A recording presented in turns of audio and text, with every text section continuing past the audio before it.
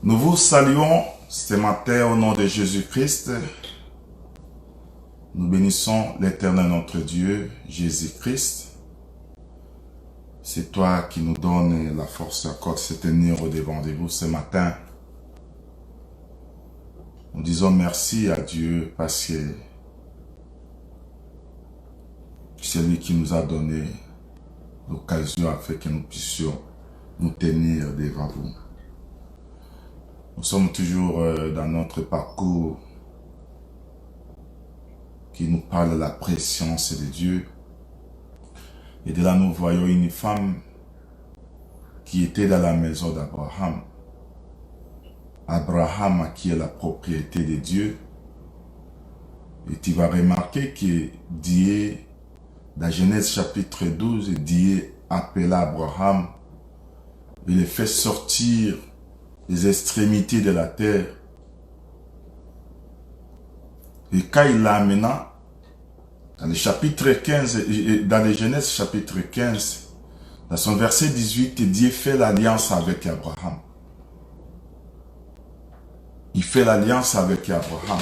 Mais tu vas remarquer que dans les versets, dans le chapitre 17, Dieu fait d'Abraham le père de multitudes, des nations.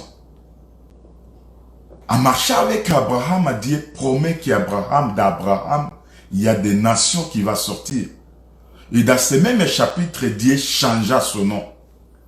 Lui qui était Abraham, Dieu l'appela Abraham, c'est-à-dire qui signifie le père des multitudes. D'Abraham est sorti toutes les nations. D'Abraham est sortie la postérité céleste et la postérité terrestre. Mais tu vas remarquer qu'Abraham, comme nous le disons toujours, il y a une femme qui était dans sa maison. Parce qu'Abraham, c'est le père. Abraham, c'est lui les eaux. Il y a les eaux, quand l'Éternel créa l'étendue, il prend les eaux, il met les eaux qui est au-dessus de l'étendue et l'autre en bas de l'étendue. Mais tu vas remarquer d'Abraham est sorti des femmes. Les deux femmes ici qui a donné les deux postérités. La postérité céleste et la postérité terrestre. La postérité céleste, c'est notre mère, c'est Sarah. Et la postérité terrestre, c'est Agar. Mais tu vas remarquer que Agar qui était dans la maison, Agar à cause de l'orgueil, parce que l'orgueil ne paye pas, Agar à cause de l'orgueil, il fut chassé de la maison.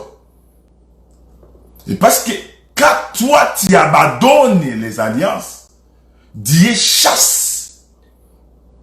Il chasse ce peuple. C'est pourquoi tu as vu même que quand lui marcha avec Israël, il amena Jacob en Égypte. Et quand Jacob est arrivé en Égypte, Jacob oublia l'Éternel. En oubliant l'Éternel, l'Éternel oublia Jacob. Quand je parle de Jacob, je parle de Joseph qui est dans Jacob. Israël, à cause de manger, à cause des avoirs, ils oubliaient l'Éternel et l'Éternel les sacrifia. Parce qu'on sacrifie que ce qu'on aime, mes frères. Comme que Dieu a aimé Israël, mais Israël est devenu rebelle à ses dieux. Et tu vas voir que Dieu qui a amené Israël au pays de l'Égypte et arriva au pays de l'Égypte, Israël oublia l'Éternel. C'est ce qui fait tendance aux gens.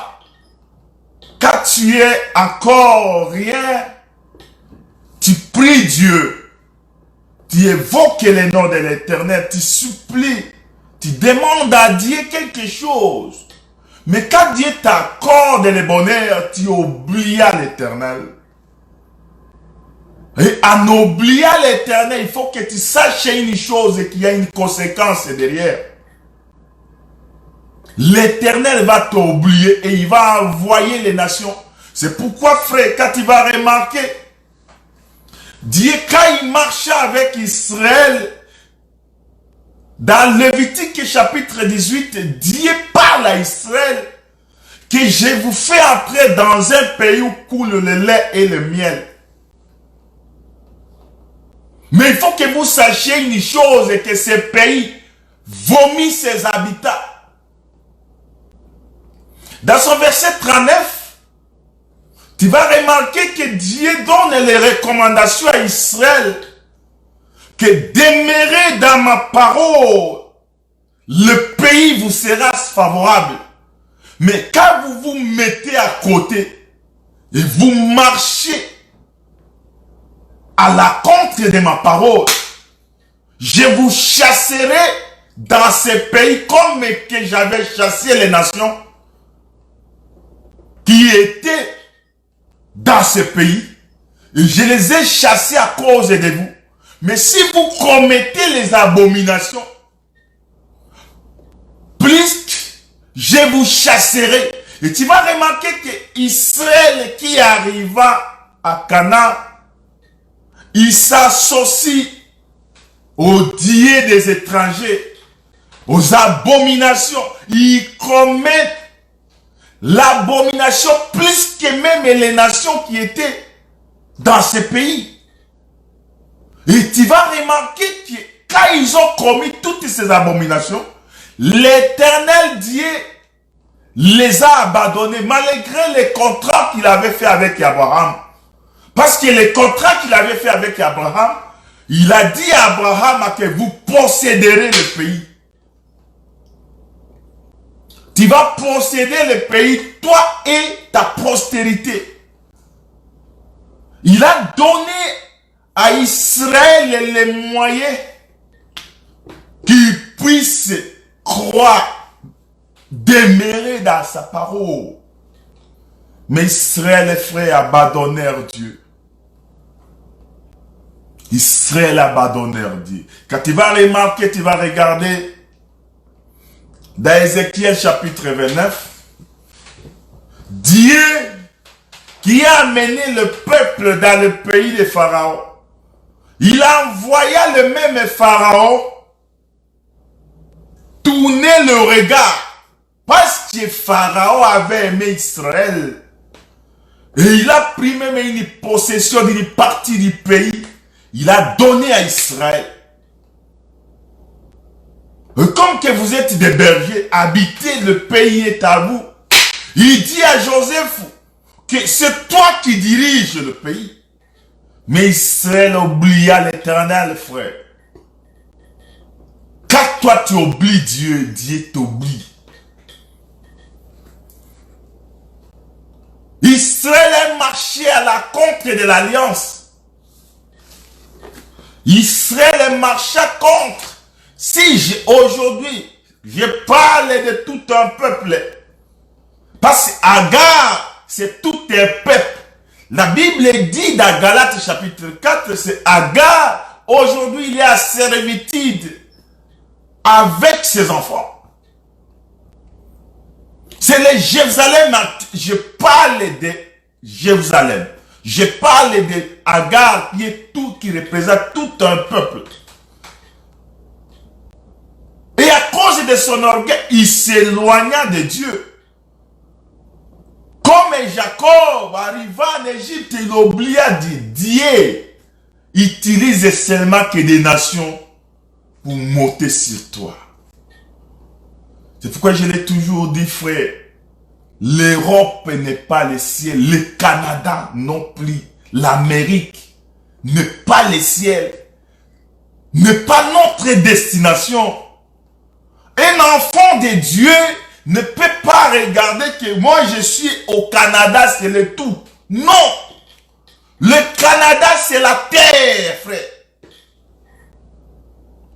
C'est la terre comme à Kigali, comme à Burkina Faso, comme à Roumanie, comme à Venezuela.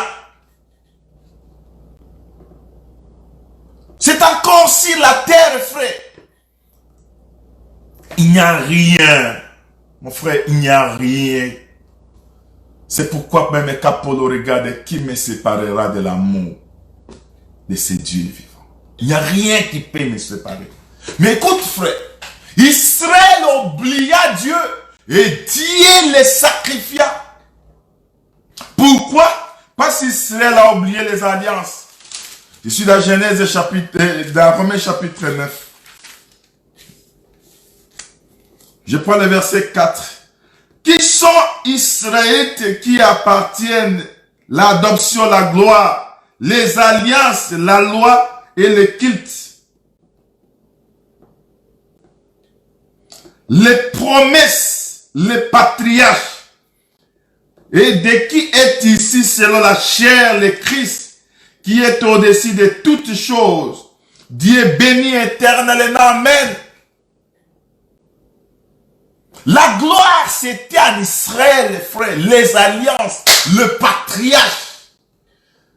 C'était à Israël. C'est de là où est ici le Fils de Jésus.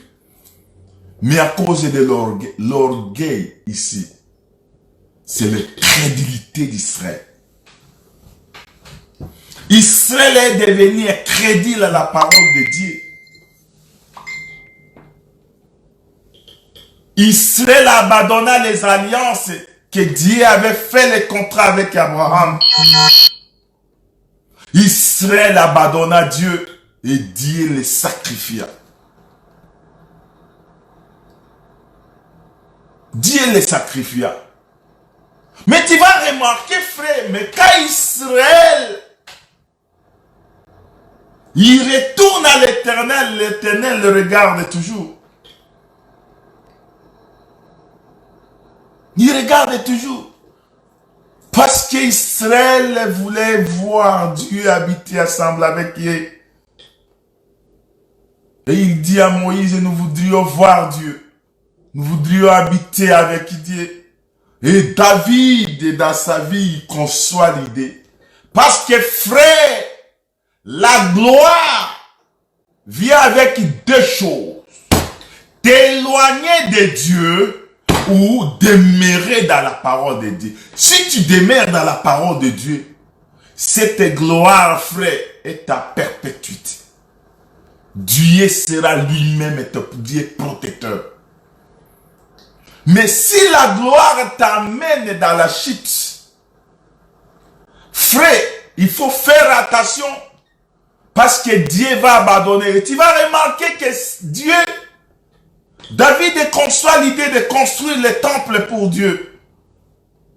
Et quand il conçoit dans sa tête la pensée de servir Dieu, et David projeta de construire une maison pour Dieu, mais Dieu refusa. Il dit que toi tu es un homme de ça. Parce que le père, c'était un homme de ça. Le père, c'était un tueur. Or, le père, c'est Moïse. Moïse, quand il est venu pour délivrer le peuple d'Israël, il n'a pas épargné Israël. Il a marché avec Israël dent pour dent, œil pour œil. Dieu était le père. Or, le père, c'était un guerrier, un tueur. Il était dans le combat. Il marchait avec Israël dans la rigueur. Parce que Israël, c'est un peuple possible. Mais Dieu les conduisit avec le bâton de fer. Mais tu vas remarquer que quand David voudrait construire, parce que le père ne construit pas. Le père ne construit pas. C'est le fils. Il dit que le fils, c'est qui va sortir de ton entraille. C'est celui qui va construire une maison pour moi. Et Salomon, quand il est venu, il construit la maison. En construisant la maison, frère, la gloire de Salomon, Dieu regarda ce qui était à l'intérieur de Salomon. Salomon voulait honorer Dieu. Salomon marcha avec Dieu. Quand Salomon regarda, il dit, comment l'Éternel vit-il dans l'obscurité. Il faisait tout le mieux pour que l'Éternel habite au milieu. Or, Salomon, dans 2 Samuel chapitre 11, si je ne me trompe pas, Dieu dit à David que depuis que je suis sorti, j'ai marché. Tante, mais quelle maison toi tu vas me construire? Je te promets que c'est moi l'Éternel qui va te construire une maison. Or, la maison que l'Éternel a construite, c'était Salomon. Or, Salomon, c'est le roi d'Israël.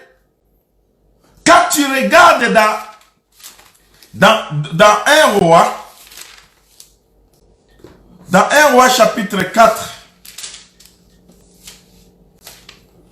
quand tu regardes dans un roi, frère, tu vas trouver que chapitre 8,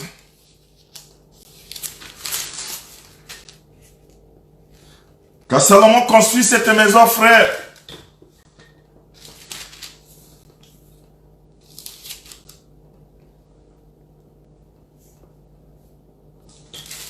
un roi chapitre 8.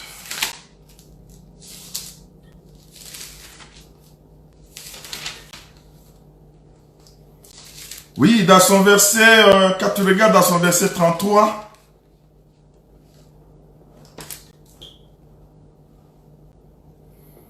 et tu vas remarquer que Salomon est en train de dédier, de faire la dédicance de la maison.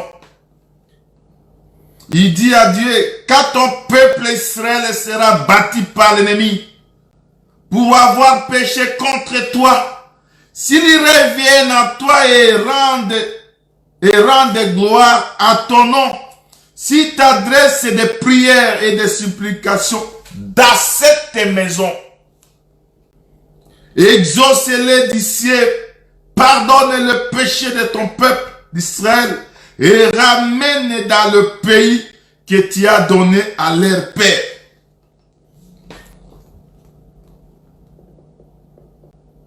Quand tu descends là-bas, frère, tu prends le chapitre, le 1 roi chapitre 8, de 33 jusqu'à 39, tu vas trouver comment Salomon est en train de dédier la maison, de faire la dédicace de cette maison-là.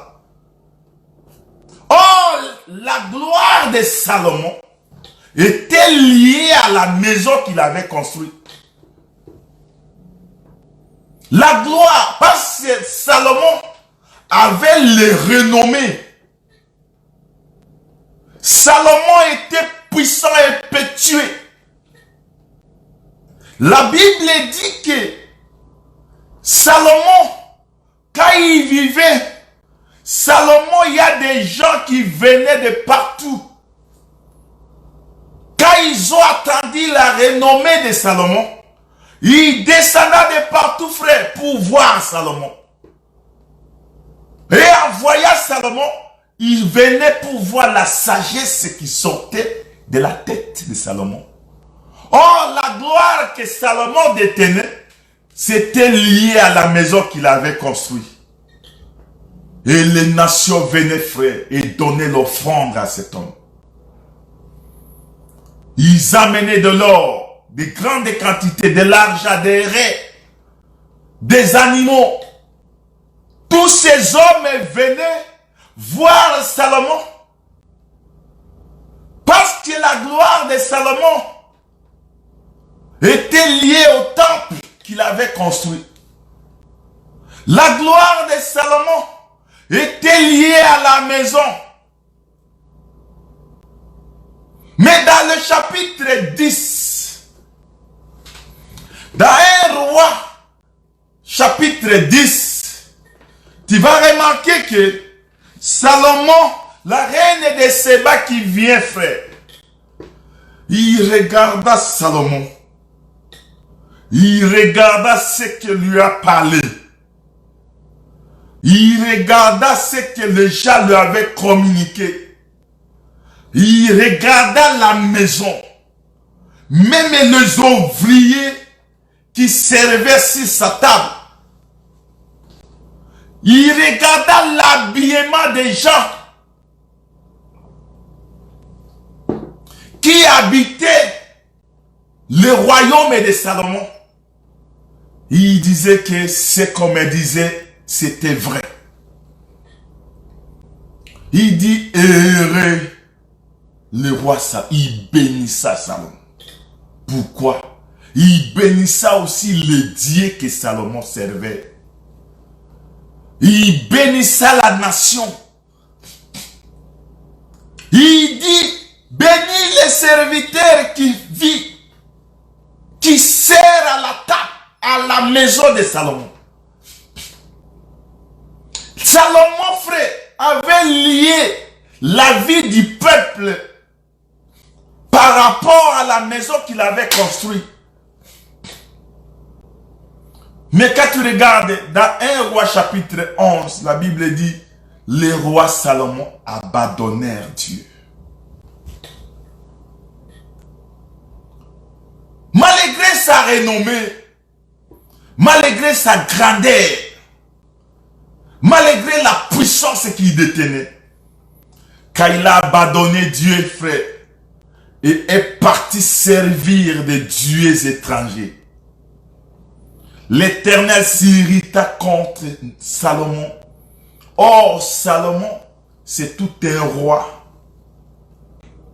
La vie du roi est liée à son peuple. Si Salomon abandonna Dieu, c'est tout un peuple qui avait abandonné Dieu.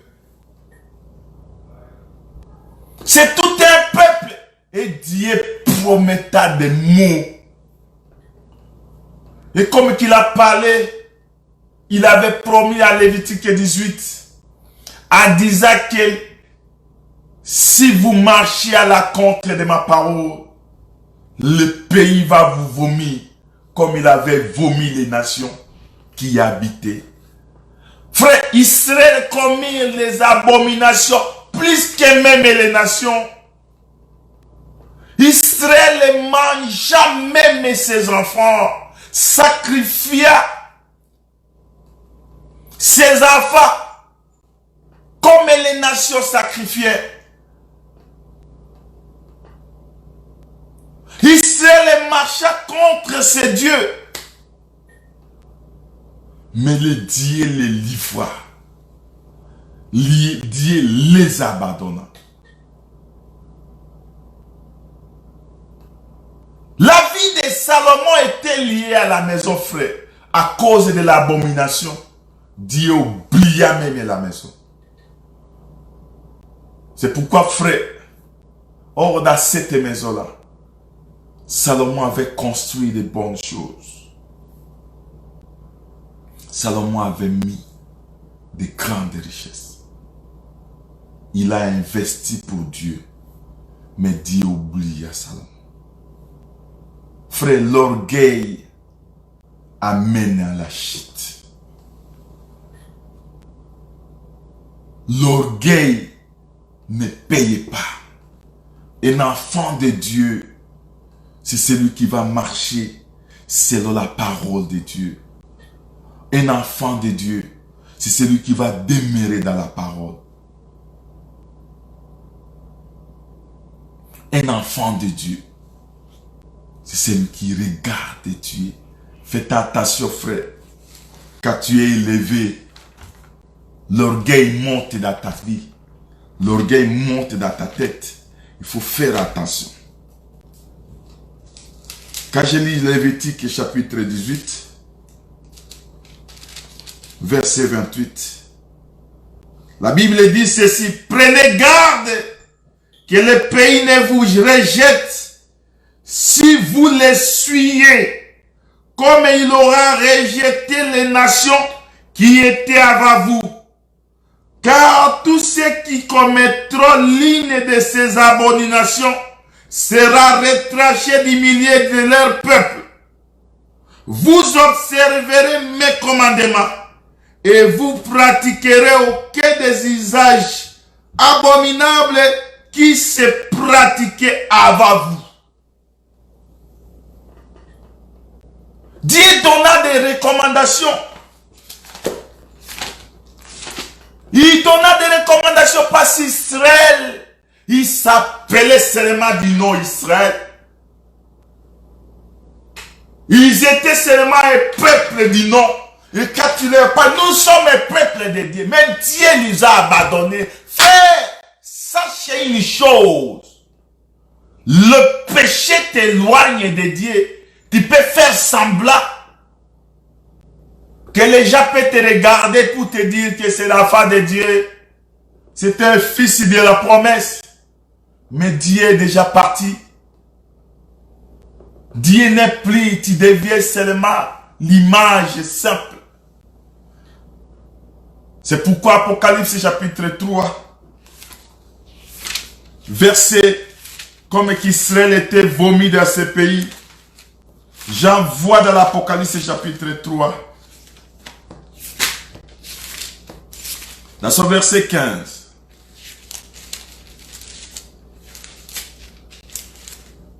Il dit ceci, je lis au nom du Seigneur Jésus-Christ. Je connais tes œuvres, je connais que tu n'es ni froid ni bouillant, puisses-tu être froid ou bouillant. Et si parce que tu es tiède et que tu n'es ni froid ni bouillant, je te vomirai de ma bouche. Tu restes seulement avec le nom de Dieu, mais Dieu t'a déjà quitté. Dieu t'a déjà abandonné. Dieu t'a déjà lâché. Il t'a déjà lâché, frère. Mais un enfant, de là nous comprenons que le pays qui vomit ce peuple ici,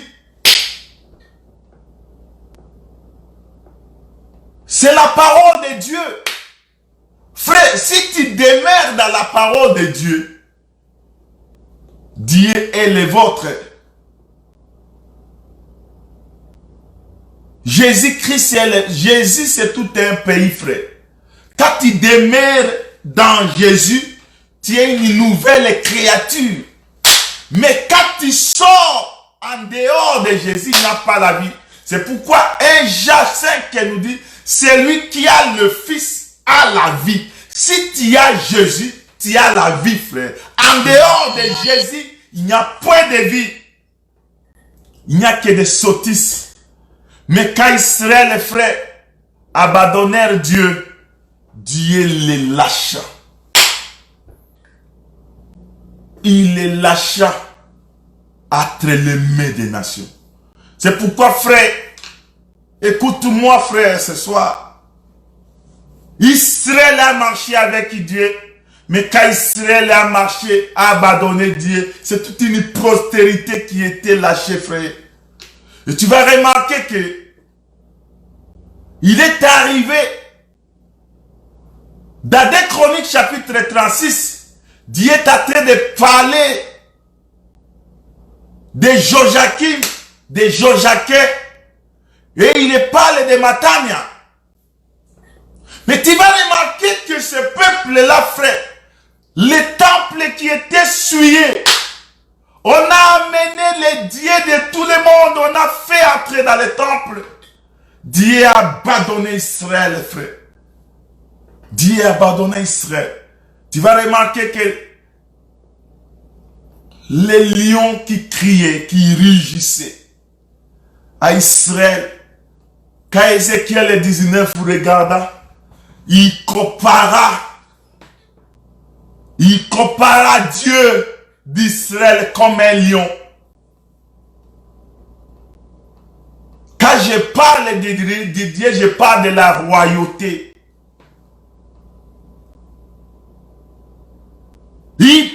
Il regarde, il voit un lion qui rugissait dans la montagne d'Ephraïm, dans la montagne d'Israël. Un lion qui rugissait. Mais ce lion-là fut déporté. Il fut amené esclave en Égypte, frère. La première déportation, pourquoi? Parce qu'Israël a péché.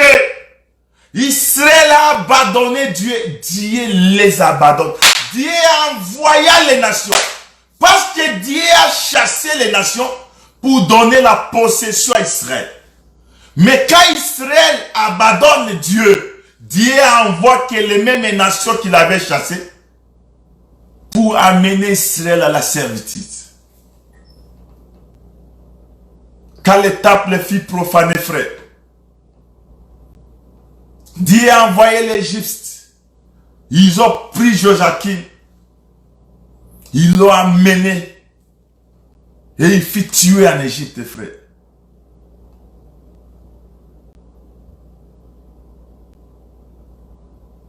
La Babylone vient encore.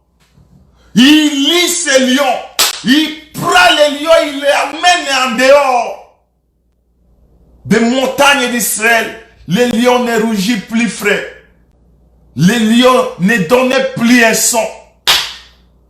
Le rugissement des lions qu'on entendait dans la montagne n'était plus. Pourquoi? Parce qu'Israël a péché. Et cette maison qui était l'habitation de Dieu, Dieu quitta la maison. C'est pourquoi, frère, dans Matthieu chapitre 18, chapitre 23, tu vas remarquer dans Matthieu chapitre 23, Jésus-Christ qui pleure sur Jérusalem. Il regarda Jérusalem et il pleura, il dit, Jérusalem, Jérusalem, toi qui tues les prophètes et qui lapides ceux qui te sont envoyés. Combien de fois ai-je voulu rassembler tes enfants comme une poule rassemble les poussées sous ses ailes, et vous ne l'avez pas voulu. Voici votre maison vous sera laissée déserte. Cette maison-là qui avait la richesse, qui avait la gloire, qui avait l'abondance, l'arche, qui avait l'arche de Dieu. Jésus-Christ a lié sa vie par rapport à la maison. Il dit que votre maison sera vous laissée déserte, pour dire qu'il a lié sa vie, son départ, par rapport à la maison, par rapport au temple. Tu vas remarquer que dans Matthieu 23, Jésus-Christ, quand il est sorti, parce que le roi qui rugissait dans la montagne, le roi qui rugissait dans la montagne d'Ephraïm, c'était que le type d'un vrai roi. Le Seigneur Jésus-Christ, c'est lui qui avait la gloire. C'est Jésus qui a la gloire, il a la royauté. C'est lui le vrai lion, frère. La sortie de Jésus de la maison, c'est la sortie de Joachim. Parce qu'il y avait Joachim et il y avait Joachim, son fils.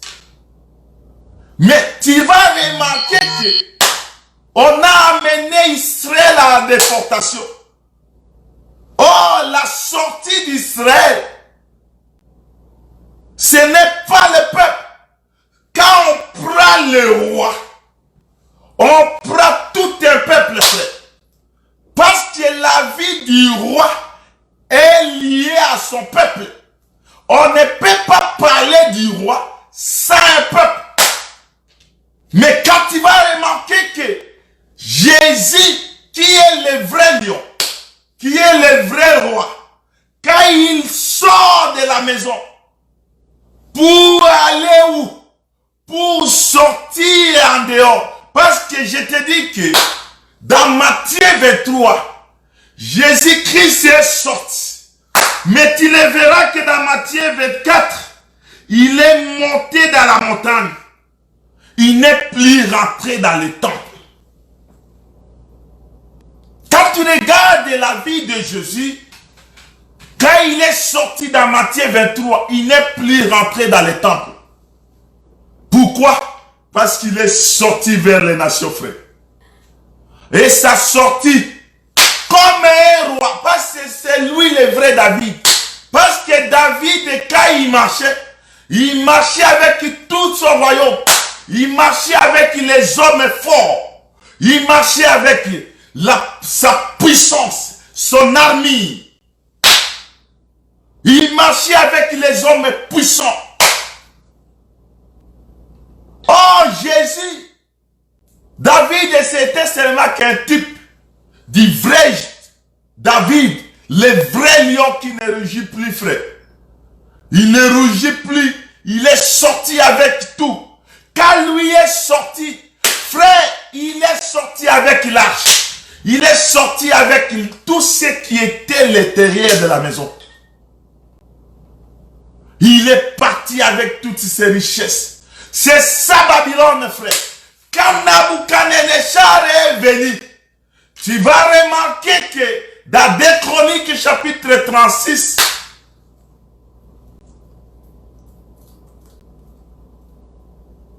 l'Éternel est en train de parler de déportation.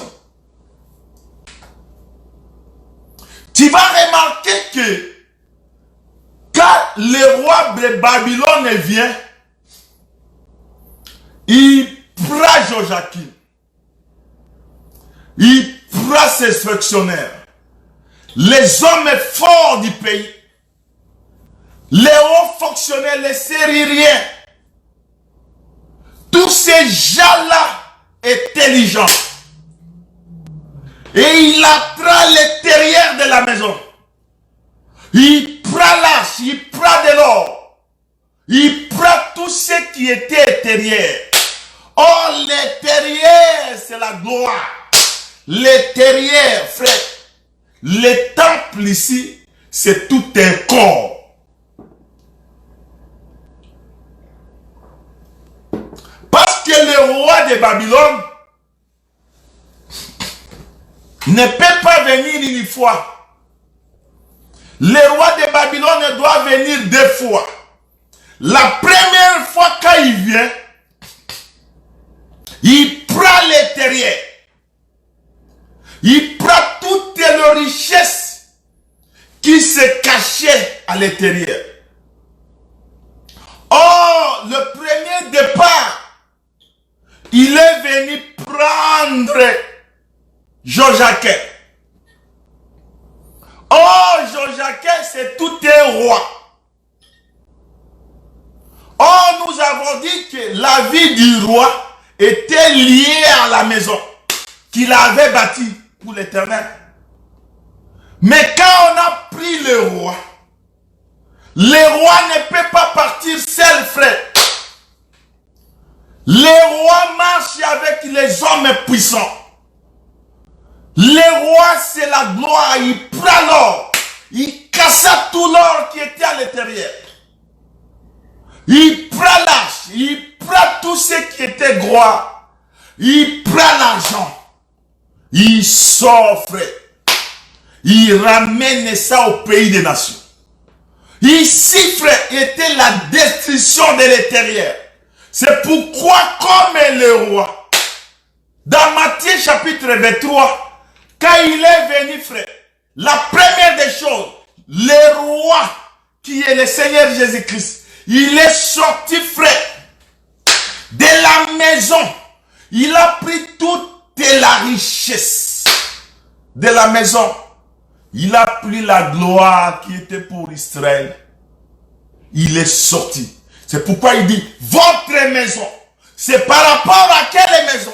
Par rapport au temple de Salomon. Votre maison vous sera déserte. Oh, la maison qui était déserte, c'est la maison que Salomon avait construite. C'était la gloire que Dieu a mis dans cette maison.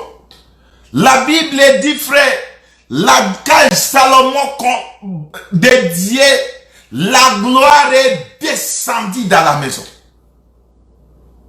Mais tu vas remarquer que quand Jésus sort, il sort avec l'arche, il sort avec l'or, il sort avec l'argent, il sort avec tout ce qui était intérieur. Il dit, votre maison vous sera laissée déserte. Et cette maison est restée déserte, frère. Cette maison, il n'y avait rien. Et il est parti où? Il est parti en dehors. Il est parti à la montagne, frère. Il s'est assis à la montagne. Et c'est de là où les disciples lui questionnaient. Il a parlé de beaucoup de choses. Frère. Mais tu vas remarquer que la vie de Jésus était liée à la déportation d'Israël. Quand on a amené Joachim, on a amené les hauts fonctionnaires, on a amené les hommes forts, on a amené les guerriers, on a amené les hommes puissants d'Israël, les hommes intelligents. C'était ça l'objectif de Babylone.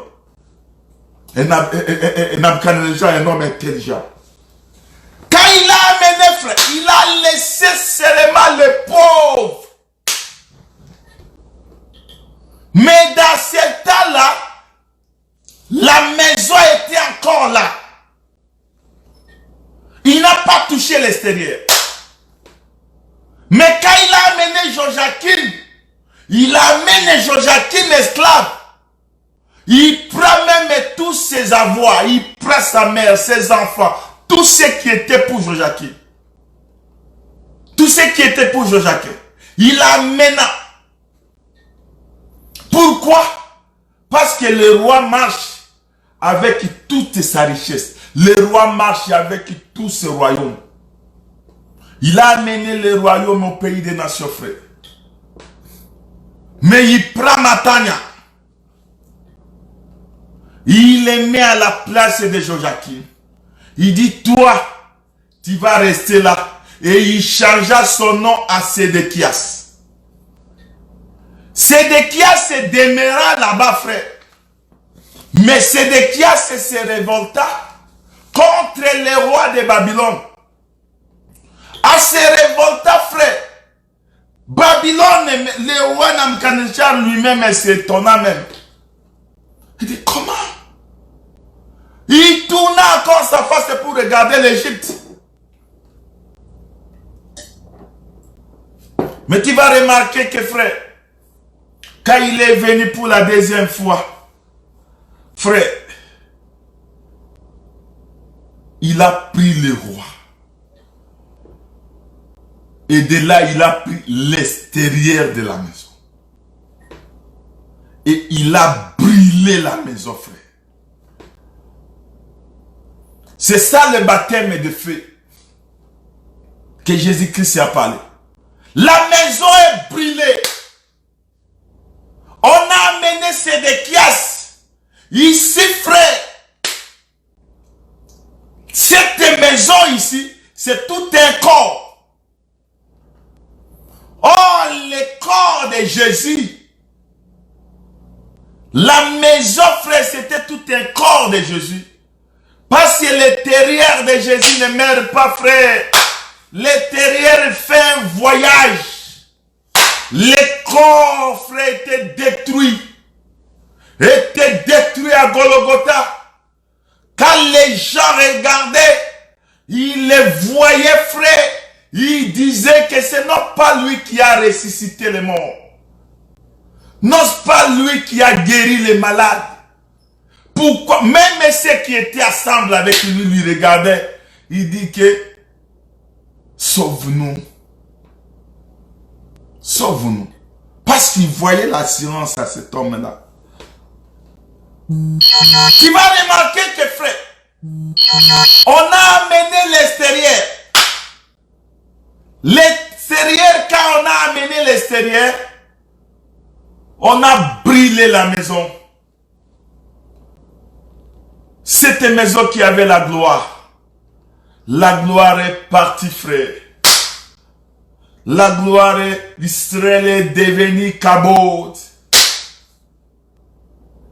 Quand cette femme regarda l'arche prise par les nations, cette femme qui était grosse, dans sa douleur et dans l'enfantement, il regardait que l'arche est prise. L'arche est partie. Les Philistins bénéficiaient de la faveur de l'arche. Quand il regarda même son beau-père, parce que c'était un homme qui pèse. Oh Élie, un homme pesant, qui était assis. Mais il est tombé à la renversée, frère. Quand la femme regarda que l'arche est partie, il regarda son beau-père est parti. Il dit la gloire est sortie. Alléluia. Cette gloire est bannie. La gloire est partie. La gloire est partie chez les nations. Israël est resté vide. Oh, la maison. L'intérieur, c'était Joachim qui était parti à la déportation. Mais quand il est parti, il faut que Dieu envoie le roi Axès. C'est celui qui doit réhabiliter le roi. Parce que l'intérieur ne meurt pas, frère. Mais l'extérieur, qui est Sédéchias, la Bible dit qu'il tua Sédéchias. Il extermina même sa génération, sa postérité. Il tua les enfants, il égorgea les enfants de Sédéchias. Il détruit Jérusalem parce que la gloire d'Israël liée à la maison. Aujourd'hui, la maison n'existe plus. La maison est chez les nations. Frère, la maison est chez les nations. Israël est vide. Israël est en train de gémir. Mais il faut que tu saches une chose. Que Dieu n'oublie jamais son peuple.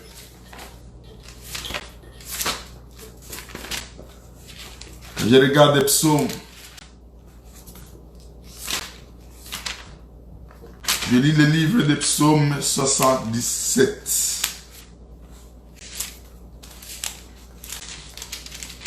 Psaume 77.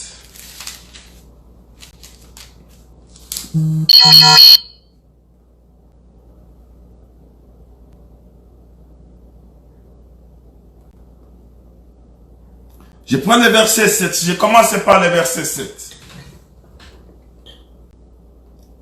Je lis le psaume 77, verset 7. Nous descendons au nom de Jésus-Christ. Je pense à mes cantiques pendant la nuit. J'ai fait des réflexions au-dedans de mon cœur et mon esprit médite. Le Seigneur rejettera-t-il pour toujours? Ne sera-t-il plus favorable? Car sa féchante, il médite à lui. Il dit que l'Éternel rejette toujours pour toujours. Il dit l'Éternel rejette toujours son peuple. Ne sera-t-il plus favorable? L'Éternel ne pense plus à son peuple. Aujourd'hui, la gloire est chez nous. Le Fils est chez nous. Tu vas remarquer, frère,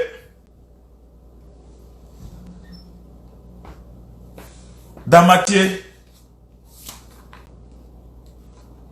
Tu regardes quand les mages sont venus. Israël, Hérode chercha le fils. Hérode chercha qui est ce roi qui est né. Mais quand il chercha à tuer, parce que le fils ne meurt pas, l'ange de l'Éternel avertit Joseph.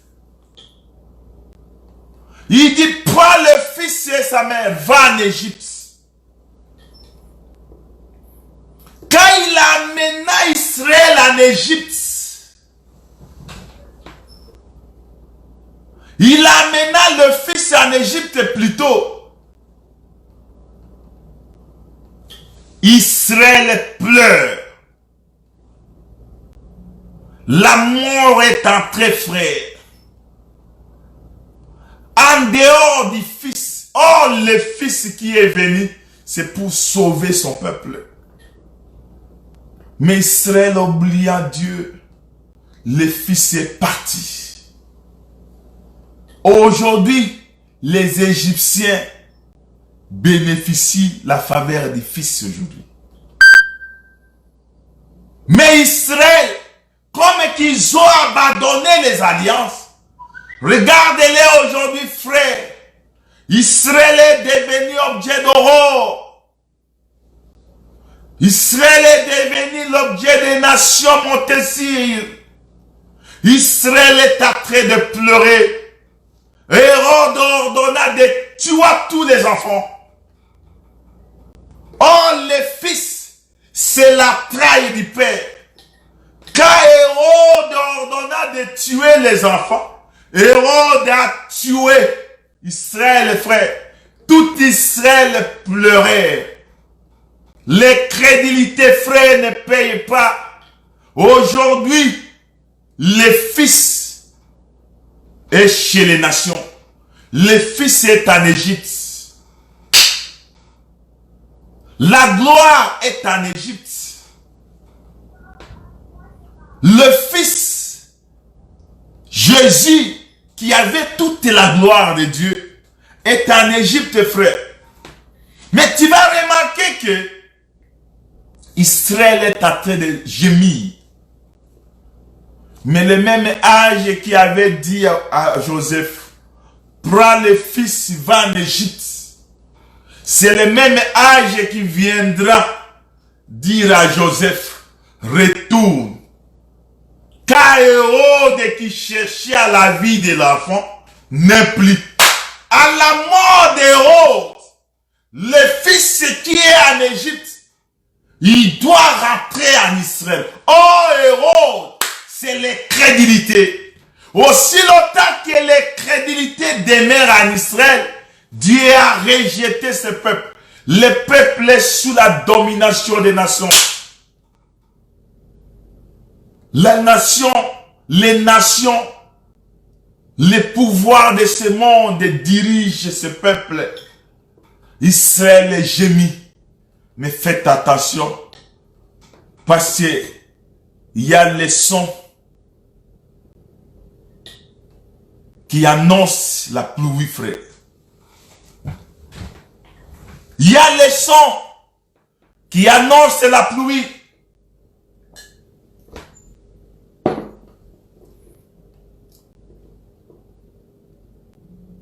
Akab qui est sorti de Jérusalem, il va rencontrer Élie. Il va dire, retourne parce que la pluie va descendre. Frère, les crédulités d'Israël, Dieu a fermé le ciel. Dieu a fermé le ciel, frère. C'est pourquoi je lisais psaume 100. Je lisais le psaume 77. Je n'ai pas encore quitté. Je suis âgé chapitre 2. Je prends le verset, je prends Agé chapitre 2, verset 5.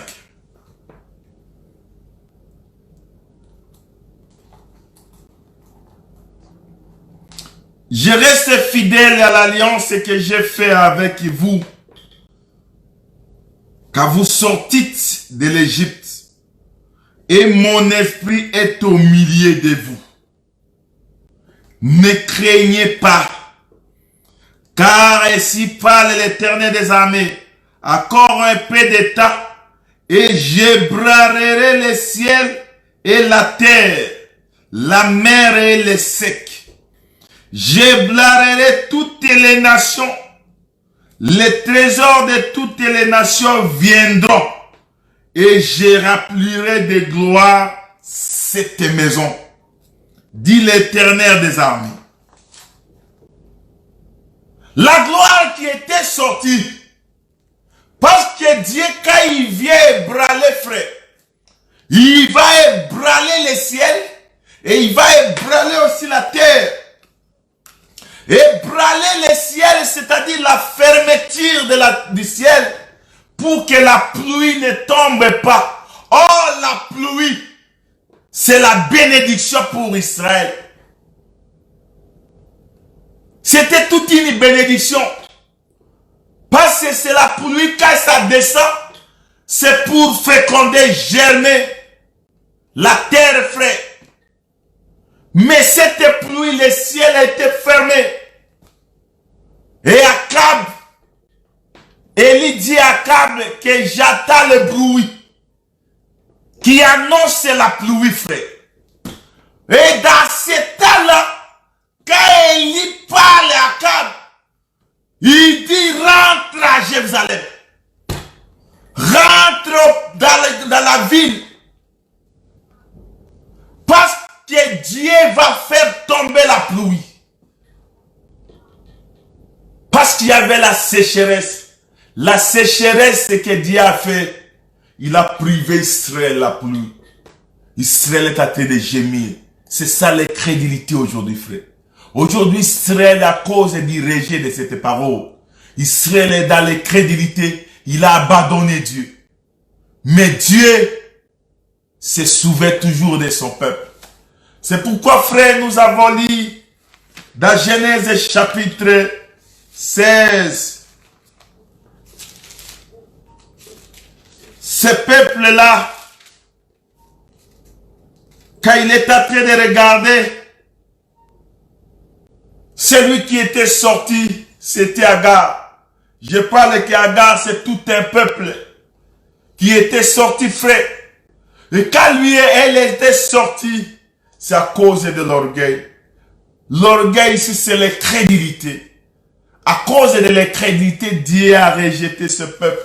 Dieu a abandonné. Et Psaume 77 nous dit toujours que le Seigneur rejettera-t-il pour toujours? Ne sera-t-il plus favorable? Sa beauté est-elle à jamais épuisée? Non! La beauté de Dieu ne s'épuisera jamais pour Israël. Un enfant de Dieu, je parle à toi ce matin. Tu n'es pas abandonné. Reviens à Dieu. Il y a le salut qui se trouve à un homme. Son nom, c'est le Seigneur Jésus-Christ.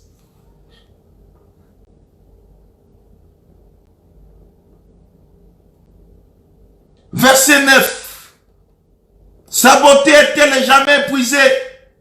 Sa parole est-elle anéantie pour l'éternité? Non, frère. Dieu a-t-il oublié d'avoir compassion? A-t-il dans sa colère retiré sa miséricorde? J'ai dit, ce qui fait ma souffrance, c'est que la droite du Très-Haut n'est plus la même. Dieu, quand il s'est retiré, frère, c'est le châtiment qui est là, frère. Mais la même qui a fermé le ciel, la même qui va faire descendre la pluie, frère. Akab va rentrer. Dès qu'Akab est entré dans la maison, la pluie est descendue. C'est pourquoi, frère, un peuple dit, je suis dans Genèse chapitre 16, verset 10. L'ange de l'Éternel dit, retourne vers ta maîtresse et humilie-toi sous sa main. Le retour d'Agar ici, quand l'ange de l'Éternel le raconte, c'est le messager qui vient. Parce que le messager, quand il vient, frère, c'est pour parler au cœur de la femme. Le messager ne vient pas, frère, reprendre la femme. C'est ça, Juge chapitre 19. C'est lui qui était dans la montagne et qui descend. Parce que c'est la femme qui était dans la maison. Il était dans la montagne d'Ephraïm. C'est là où les Lévites habitaient. Mais tu vas remarquer que la femme est effacée, le Lévite. Et il est sorti de la maison. Mais les Lévites qui habitaient la montagne est descendu. La montagne d'Ephraïm, c'est l'habitation de Josué. Oh, Josué, c'était tout un roi en Israël. C'est là où les Lévites habitaient. Mais les Lévites est sorti de la maison. De la montagne, frère, il est descendu pour parler au cœur de la femme. Le Lévite, c'est lui-même le messager. C'est lui-même le mari qui doit venir parler au cœur de la femme. Il ne vient pas reprendre la femme, frère. Il ne vient pas reprocher la femme. Il ne vient pas tonner sur la femme. Mais il vient parler au cœur de la femme. Quand l'ange de l'Éternel dit retourne, Agar. Pourquoi? Parce que la sémence, frère, comme que tu es toujours un peuple de Dieu, malgré la souffrance que tu passes. Cette dame s'exclama dans le verset 13. Il dit, et j'ai rien vu ici après qu'il m'a vu. Quelle grâce. La femme qui raisonnait beaucoup. Pourquoi? La Bible dit dans le verset 11, l'ange de l'Éternel lui dit, voici, tu es enceinte, et tu enfanteras un fils à qui l'Éternel, à qui tu donneras le nom d'Ismaël, car l'Éternel t'a attendu dans ton affliction. L'affliction qui était dans cette femme, c'est cette affliction qui a envoyé que l'Éternel l'écoute. La préscience de Dieu. Dieu a regardé le destin, frère. Le Dieu jamais il n'oublie, il ne peut abandonner son plan. Dieu est venu. Il dit retourne. Mais la femme qui était désespérée, Israël a abandonné. Israël dans la douleur aujourd'hui. Israël dans la misère. Israël qui a oublié les alliances. Mais l'Éternel doit les visiter à travers les messagers.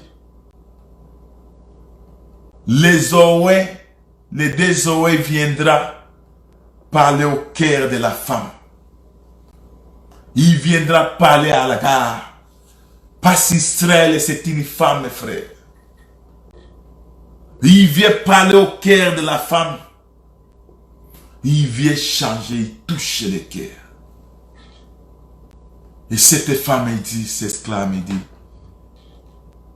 et j'ai rien vu ici, d'après toi, d'après qu'il m'a vu. Je ne voyais rien. Mais lui me voyait. Je parle à quelqu'un ce matin. Dans ta situation, dans ta douleur, dans le problème à laquelle tu es en train de passer, il y a un homme qui te regarde. Frère, il y a un homme qui a souffert pour nous. C'est lui qui n'abandonne jamais. Il n'abandonne jamais son peuple. et il ne laisse jamais ce troupeau. Mais le Dieu aime que le cœur soit abattu, frère.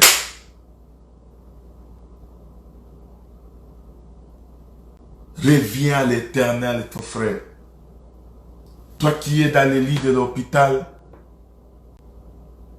il ne faut pas penser que Dieu t'a abandonné.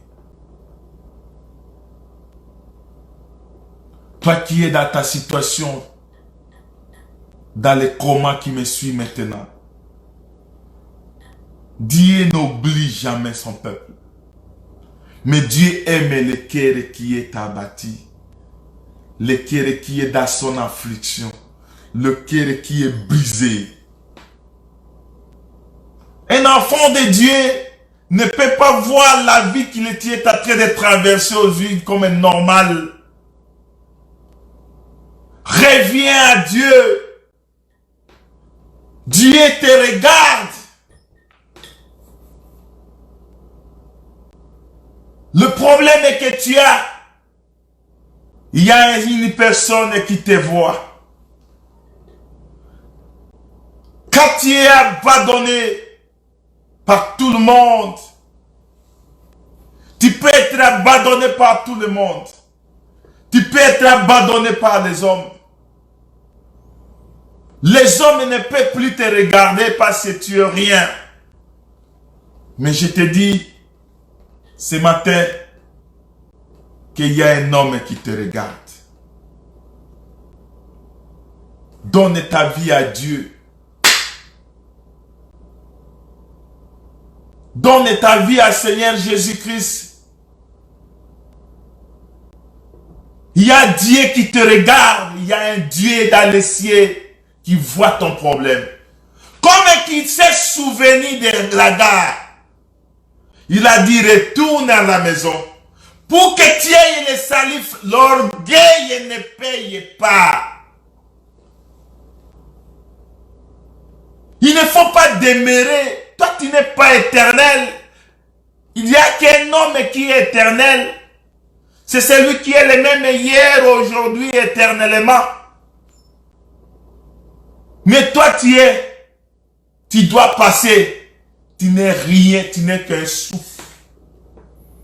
Tu n'es qu'une poussière au-devant de l'Éternel.